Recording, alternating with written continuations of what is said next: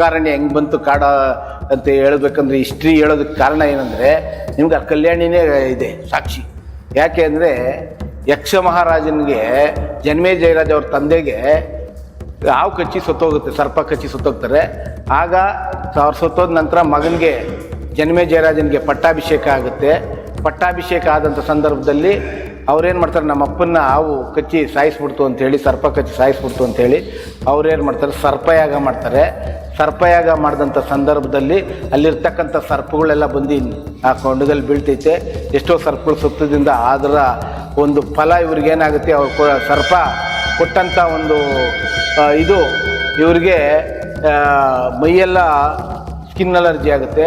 ಅವ್ರು ಇಡೀ ಅಖಂಡ ಭಾರತ ನೀವು ನೋಡಿರಬೇಕು, ಮೊನ್ನೆ ರಾಮಾಯಣ ಟೈಮಲ್ಲಿ ನಮಗೆ ಶಿವಮೊಗ್ಗಕ್ಕೆ ಬಂದಿದ್ದರು ಜನ್ಮೇಜಯರಾಜ, ಅವ್ರಿಗೆ ಕುಷ್ಠರೋಗ ಬಂದಾಗ ಅಲ್ಲಿ ಬಂದಿದ್ರು ಇಲ್ಲಿ ಬಂದಿದ್ರು ಅಂತ ಹೇಳಿದ್ದಾರೆ. ಅದೆಲ್ಲ ಪುರಹ ಇದೆ ನಿಮಗೆ. ಅದು ಮೊನ್ನೆ ರಾಮಾಯಣ ಇದಾಗಬೇಕಾದ್ರೆ ದೇವಸ್ಥಾನ, ಶ್ರೀರಾಮನ ದೇವಸ್ಥಾನ ಅಯೋಧ್ಯೆಯಲ್ಲಿ ಓಪನ್ ಆಗೋ ಸಂದರ್ಭದಲ್ಲಿ ಇದ್ರದ್ದೆಲ್ಲ ಬಂತು, ಎಲ್ಲ ಮಾಧ್ಯಮದಲ್ಲಿ ಪ್ರಸಾರ ಆಗಿದೆ.